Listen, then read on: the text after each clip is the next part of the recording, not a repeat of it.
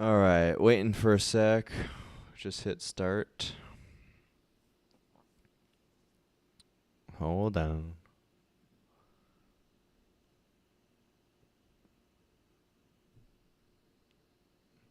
It says it's going on OBS, but I'm not seeing it on the computer yet.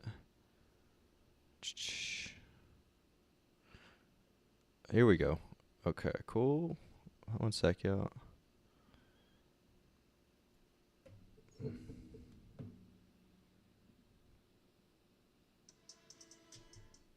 Getting set up here. Hold on, y'all. Sorry.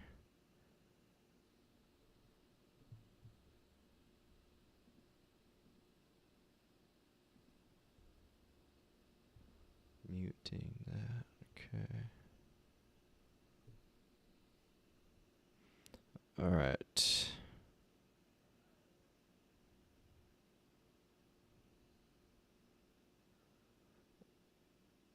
All right. Sorry for a delay here. I wish you could see all the wires and like little timers and things I have going on here.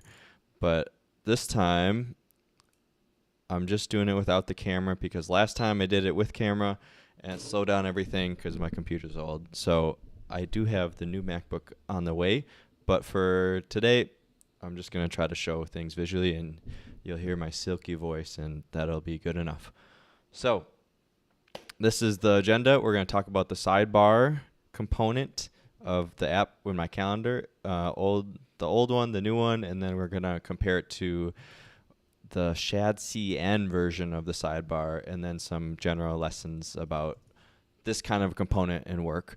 Then talking about the theme, this is another big change to my app, and one that I think applies to a lot of other developers too. So this encompasses like a palette, color palette or color scheme, and also like naming conventions, and just like practical tips after actually shipping this. And then finally, if there's time, I'd love to talk about this, which is dating tips for software engineers. I have a lot of thoughts on this, but we'll see how this first section goes. So let's start with the sidebar, what I'm even talking about.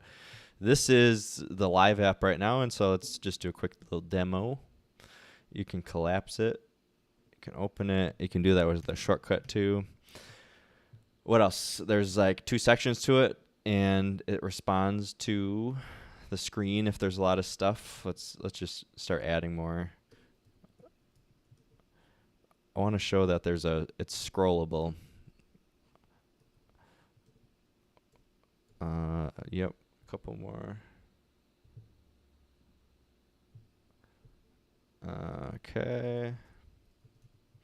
Okay, that should probably be good enough. Let's say you're on a laptop and you have a smaller screen. Okay, so the scroll bar appears when it needs to, when you're hovering, and then it goes away when it's not hovered. What else? Okay, this is just a normal placeholder with a checkered border for each of them, and they each have a different shortcut. Okay, so that's the general sidebar. And this is one tab of the sidebar, and you can go to the second tab, which just shows the month view. And the styling is a little off here with that day, but if you select a different one, it looks a lot better.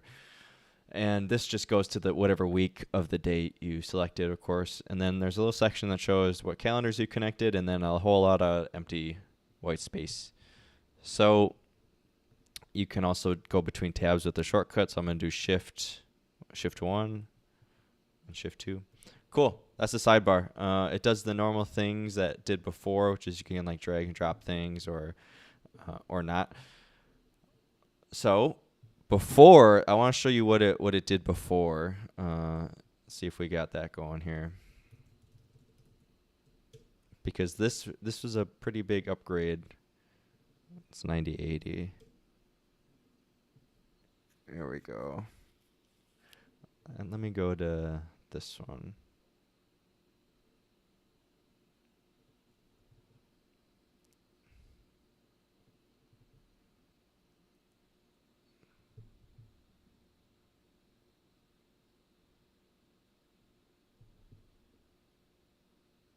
Okay. Okay, so before there's no tab. There was this arrow. It was like floating at the bottom, just kind of hidden down there. The tooltip was off. See how it's in the top left now? There's this plus button in each of them, and instead of having the tab, the other stuff was like hidden over here. Okay, this happened too. Okay, so you can see I kind of moved it all to the left in that tab view. Okay, that's the demo. That's what I'm talking about when I'm saying sidebar. That was the old one. That was the new one. Let's look at the code for those changes. So that was this one. It ended up being pretty big in terms of files touched. 83 here. But let's see. High level, what happened? Tab view, like I said. So we're adding different tabs or views. Oh, that we updated the icons too. Okay. So this is what you just saw. I want to see the commits to kind of look through the story of this change. So these were the earliest ones at the top. Updating the icons and putting them in like a footer. Styling them. So that was... Yeah, this was the old one. I'm trying to go back to... Okay. These icons. This comes from an icon library called Phosphor Icons, and I really like them. They don't have a lot of variants, which is why I'm doing like just changing the color instead of like swapping them out like I was before with the arrows you saw. But that was the start of it. Okay. Then we deleted some code. And we moved it over. Okay, the width, this is getting into a little bit of the imperfections of my approach. I am setting a min width, which is effectively just forcing a width to be this number of pixels. And that's how I can know that this click here goes to this column, right? Because if I don't know that, then this click might seem like it's to the left day. That makes sense. I got to know how wide this is in order to know where to put this little rectangle. So I would ideally like to have a layout where it just responds to the width of the screen, because if you are on like a really narrow tablet, this doesn't shift at all because I have that min width, and this obviously isn't very usable. I'd like it all to kind of collapse, and then maybe at some point this just scoots over and hides itself. But as you can see, we're stuck with that width. I think it's 350 pixels. So we're getting there. We're getting there. I'm sure we'll see that with the shad scene implementation, like a better way to do it. Okay, what else we got here? So updating the selectors and layout. Yep. Okay, speaking of things that are just kind of wrong with this, look at the sidebar here and see if you can point out the bug that I'm going to mention. Let's do it again. It's hard to tell. Let me do this. We're going to go to a different week. Okay, you seeing it now? Actually, it's hard to tell. But what was happening was these were being refetched every time I was just toggling tabs. Or, here we go. Oh, it's not even doing that. Too bad now. Refetching it usually when resizing happens too. The gist is you'd want to do the fetching for these events higher up in the component tree and then pass them down. So when you do kind of tangential stuff like that, you wouldn't have to refetch every time.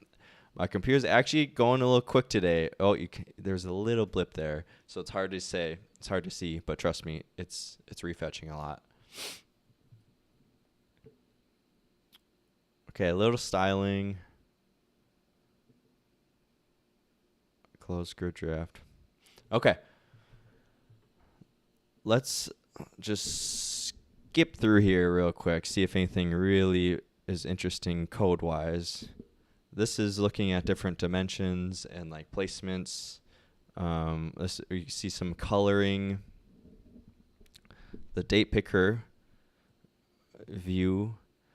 I have one here and then one here, and the colors change. I like this a lot, actually. Like it's just a little darker than whatever the background is, and you don't have to predefine what color the picker is. It's just it takes whatever the background is and makes it darker. However, that doesn't work over here when it's just one color. So that's some of the conditional styling that's going on here.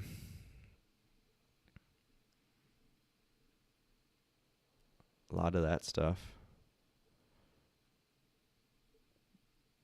Some icon changes. Some type refactoring. Okay, here's the selector stuff I mentioned before. That you gotta have a way to know if it's open or not. So I have a simple one that just says is it open or not, and that's what I pass down around. I'm using just a custom hook. I actually like the idea of like a provider that would do this, but we'll get to that in a sec. Here's the shortcut listener using the React Hotkeys library. Just love that syntax. It's just a string. Simple. I like that. Okay.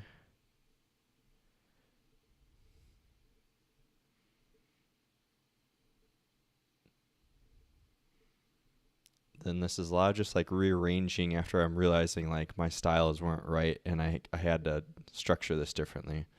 Here's the tabs.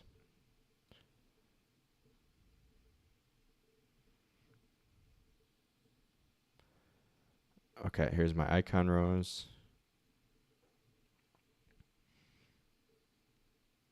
Okay.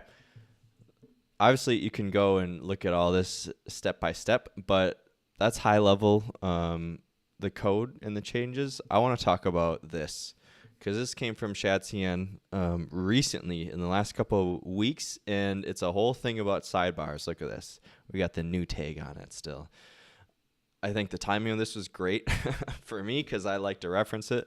I wish it would have come years before when I didn't have to make this myself. But there's a lot we can learn from comparing what I did to what this guy did. He made 30 of these. I made probably 2 or 3 versions of the sidebar, and we came to similar conclusions, especially this. I feel like this is the money shot here. Can we zoom in? Just how this is structured, I think, is good. This is good. Header, footer, content area, and then groups within that content area. That's what I had to do in order to get the scrolling to work. Content area, the whole thing. Footer, this is set at a specific height. And then these use, I think, the flex grow CSS property so that they can shift as they need to. Right, because you don't want this to all be full and then this section to just like be hidden or pushed out of it. So I think that's the CSS that's making it happen. That way you can have scrolls too for each of them. Let's see that scroll here. Okay, actually it's just one scroll. True. Okay, anyway, I won't go into the CSS, but it would be around here for the overflowing. Scrollable, look at that. Yep. Sticky, I like that he's making the top sticky too. I didn't do that. Smart. Okay. I want to see how he names the components. Naming's so hard. It seems like one of those things like you just name it whatever. Yeah, that's fine until it's a week later and you're coming back to it and you're like, what does that actually mean? It's an art to naming something in a way where you can understand it in the future, not just move forward. Okay, smart. So this is what I was saying with the provider. He's just wrapping it way up top. That way it can exist outside of like a child component that is containing it. I ran into that issue initially with the old stuff because it's fine here when it's open, but when the sidebar is closed, it's like where does it go? Where's the sidebar in the DOM? You know, before I was just reserving like a little space here, and then I was just hiding it. So it's like another layer that was just invisible. I like the idea of it just being outside of all that stuff, like here. Or at least a little higher. Yeah, within the layout. Yep, within the layout. That's smart. Okay, here's the names. Sidebar, sidebar header, sidebar content, group, content footer, sidebar. How did I name mine? Let's see. This is the old stuff. Let's go back to main.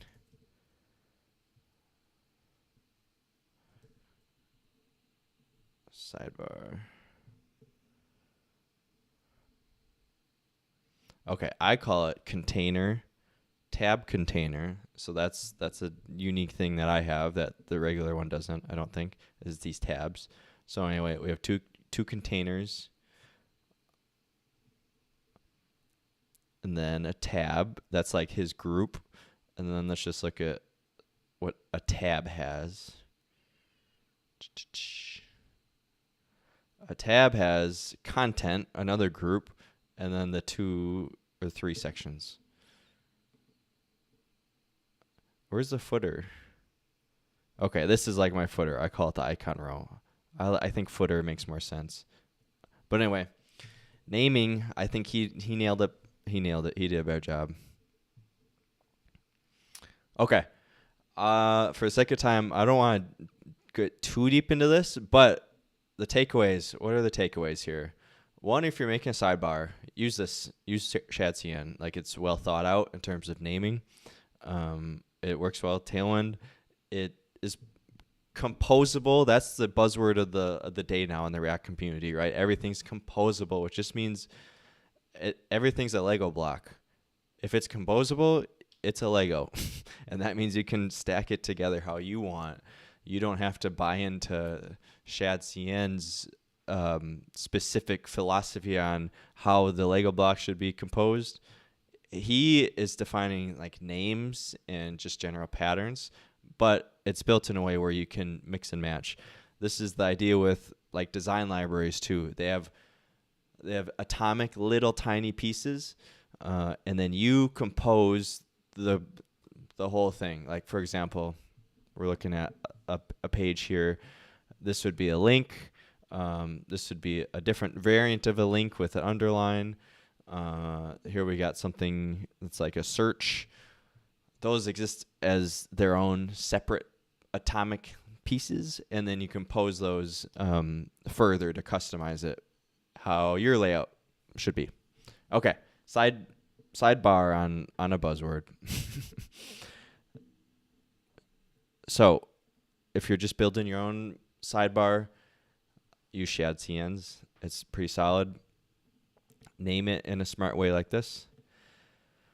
If you need to do your own sidebar that is more unique, or just like a unique component that isn't off the shelf from like a design library or from someone else's code, what I've learned from doing this is that, one, it really pays to get the high level abstractions right.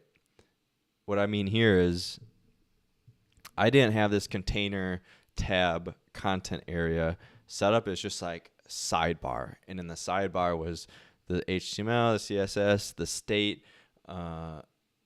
data fetching, too much.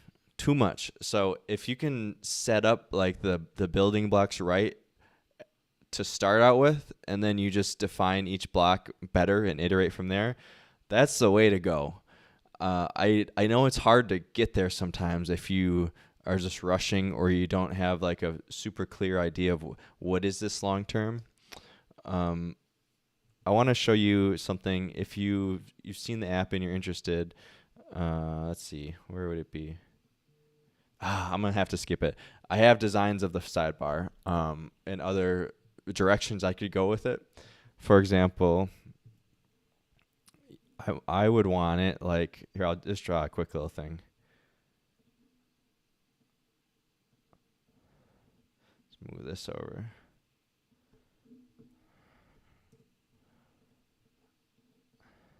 Okay, sidebar right here, and then where's my main bar? Nice. Okay, this is what it's like now. I would like it where you can stretch this out, like even to this, and then we got more events like this. But instead of just being one row, then the events kind of respond to the width that they now have over here. Okay, so it's more responsive over there. And then the days themselves, or the calendar events, like the columns collapse a little bit. You know what I'm saying? So instead of 7, you see 4. And it's just a simple drag here to make that happen. That's a whole nother thing. that encompasses the layout, the fetching, paginating these things so I can show if there's like 50 of them, how do I get to them? How do I update this and not refetch? So I guess the takeaway is if this thing is like really important and it's like the unique thing in your app, which it would be in my case, like other apps aren't doing this style. I would start with designing it first, like in something like this or Figma, and then just getting the top level names correct, putting them in the right spots, getting the directories set up in the right place. That way you can kind of figure out as you go. Okay, big takeaways on the sidebar. That's the sidebar. The other thing I wanted to point out, I guess real quickly, is just the colors and the layouts that have changed a lot, obviously. Let's look at... I know I had some screenshots here somewhere, yeah? I just want to show you the old stuff because you've seen what it's like now.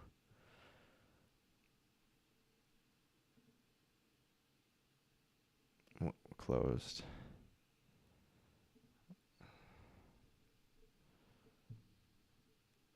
Okay.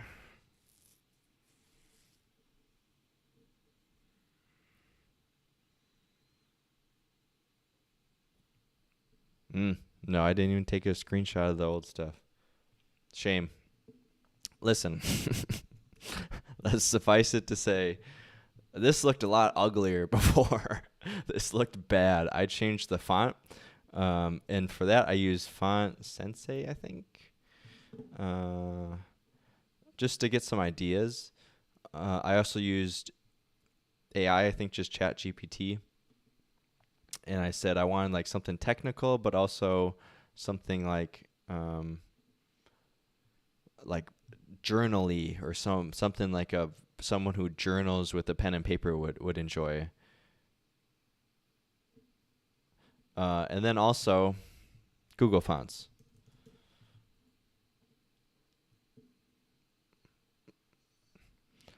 So the one I ended up going with was called Rubik. This is the font family. Right? This feels techy.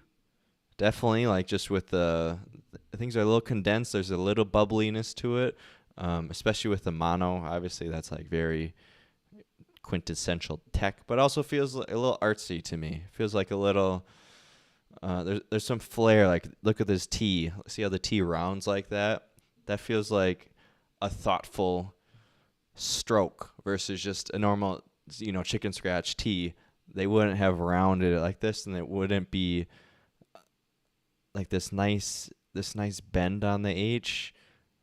This is the kind of stuff that I don't completely understand, but I know when I look at it here, it just feels good.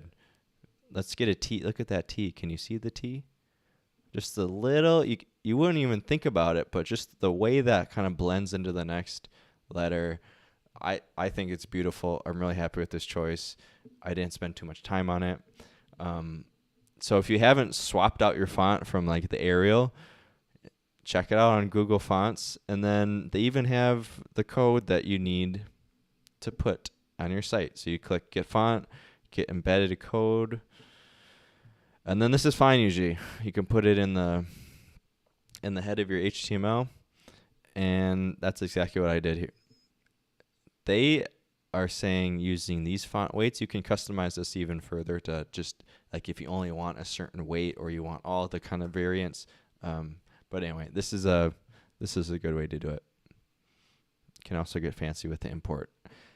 Okay, that's generally fonts. Colors, real quick, I want to talk about another, like, I'm all about my simple tips here. Okay, so I have a video about how to steal a color theme using different sites to get the hex codes, and then you export those into Figma, and then you convert those from hex codes to HSL codes, and then you group them, and you put that into a theme using Tailwind or Material UI, and then you organize that theme by semantic names. It's a whole thing. Even the simple way to do it, it's a whole thing. So this is an even simpler tip just to get the colors right, okay? For the really, really advanced people or the people who have been doing this just for years, you're going to be like, yeah, duh.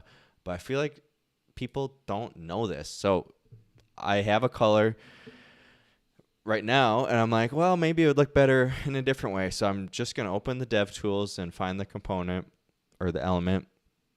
Naturally, I clicked like inspect, and then it highlighted this one, and then I just see what color it has right now. Then I'm going to click on it. Okay, here's the part I like doing. I like going to HSL, hue, saturation, luminosity. I think this is alpha, the alpha color. And then instead of going crazy and just like dragging this thing up and down and left and right on different what's that called, planes of the color spectrum, I might start with just the hue, and then I'm going to use my keyboard, and I'm just going to go up. So now I'm just changing the hue. See how it's turning to purple now? So it's the same saturation, same luminosity, same alpha value, but just the hue is changing. And in this case, it's like you can see the slider's going horizontal like that. And all this really means is, although the colors are changing as you're seeing, they all feel right next to these other colors, which also have a similar hue and saturation, luminosity, etc. So just you see these all kind of feel like they're in the same family, versus if I just went nuts here, look at, like this is obviously not it. It just feels like too out of bounds here if you're doing it like that. So you could do that with let's refresh to get that out of there. You can do that with any of those three values: hue, saturation, luminosity. Let's go back to a week that has some events. Here we go. Let's pick this one now. Okay, we got our color.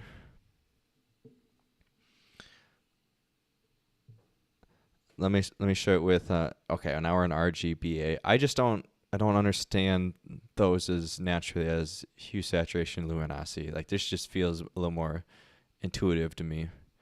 Let's do saturation down. Okay, so you can see the thing moving. Not much is happening here. That's interesting. Let's do luminosity. What's that look like? Okay, now it's like diagonal to the right. Okay. Sometimes also, if you do want to play around in this section, where even is it? There it is. It's the focus one.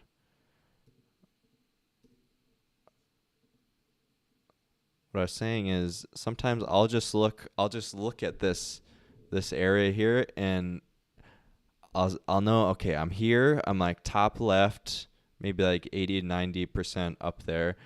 And I feel like the color I want is just down here. Like it's not going to be so far at the bottom. It's not going to be so far at the right. Like that's too stark from where I started. So I'm just looking at like these other areas around here that feel like this kind of feels right. So I'm like, okay, it's super light now. I want it still light, but just with like a little more body to the color. Okay, so then I just moved it just a tiny amount, and I'm like, okay, that feels like the right place. Like it's got the lightness and the body that I want. Let me just drag this around, see what other base colors might work with that. So these, I think, when I look at this, I probably went too far in terms of what I'm calling the body. We're gonna bring it back up a little. This feels a little more natural. Do you see what I'm saying? You're still just messing around with this color picker, but there's a strategy to it a little bit. You're not just completely random going at it. You're also not having to dig deep into like color theory or use 100 other apps or I don't know, do something really fancy. There's a method to this. So what happened here, how I got to these colors, which I feel like work. I feel like these are just beautiful together. It all works as one cohesive thing. And I got here by first trying all the academic stuff with color triads and color wheels and complementary colors and generating it. And I put it on the screen. I'm like, this just doesn't look right to me. And then I go over here and I play around with it. And then I find the set of colors that like actually looked right to me. It like made sense. I'm sure there is some theory underneath it that would explain why or why not.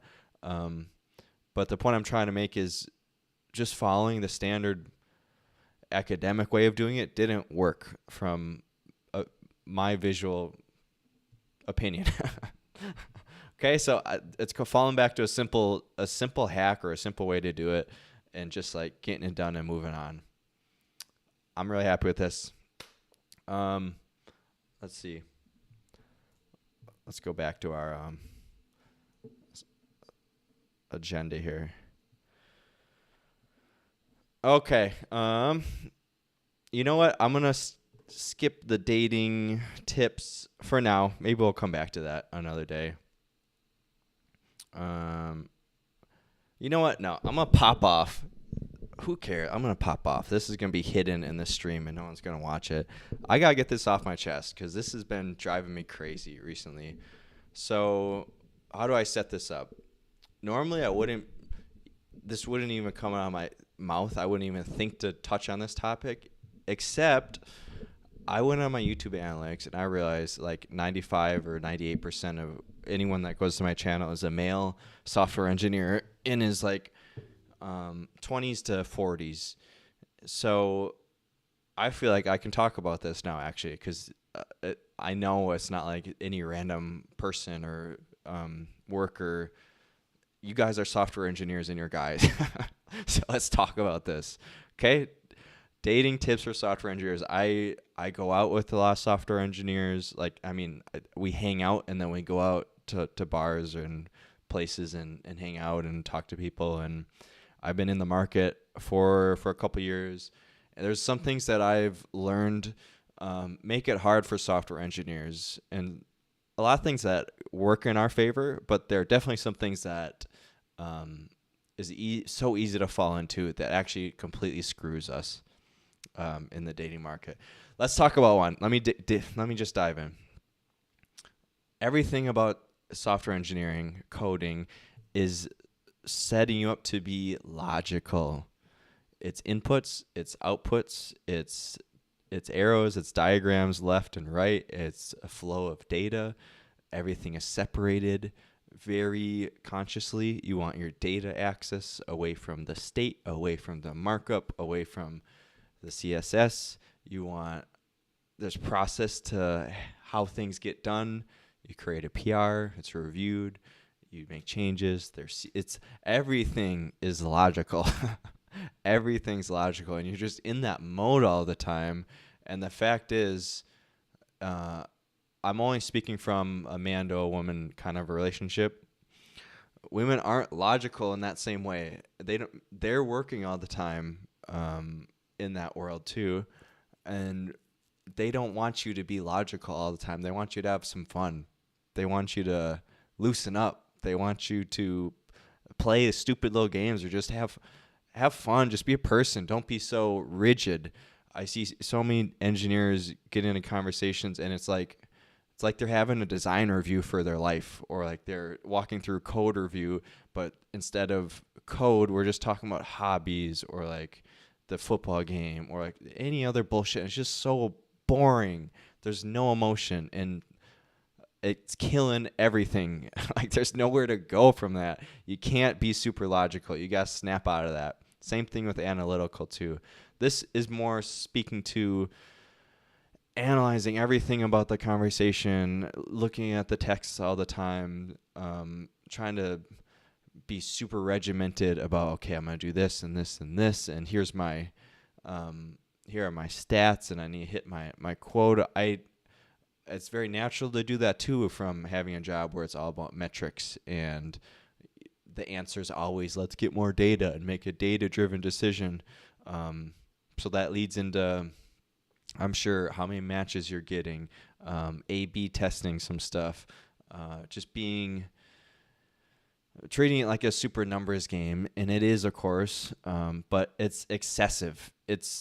This is the theme for engineers, is that our strengths in the career world and then in personal life, especially with guys, become our weaknesses with women when we over rely on them. So when we're overly analytical, overly logical, overly regimented, like it becomes so easy to do, then it doesn't work. The leading force point is like the antithesis of those two other things. It's like this gets to a deeper level, I think, but the reason I think people, as engineers, are super logical and super analytical is because they're trying to appease or like convince the girl that they're a good match. I do this, this, and this, X, Y, Z. This is why I'm a catch. I have a good job. I have a dog. I have cool friends. Right? Like it's always putting the girl up here and trying to explain why you're a good match, and that even touches on the way you're interacting. Like if it's a dating app, I don't have a lot of expertise on that because I've stayed away from that mostly, but I can say in bars, in groups, in fitness environments, just if the guy is going over to the girl and starting this convo in a way where it feels like the girl is in a position where she has to choose, or the guy's like trying to convince her to see him in a certain way. Imagine like you're in the gym and then the guy walks way over to the other side, and then starts talking to this girl and is super logical, and like it's just so obvious what is happening there, which is the guy's trying to get something out of the girl, and in one sense, like he is leading, he's taking action, but also he's asking for something. He has like an agenda.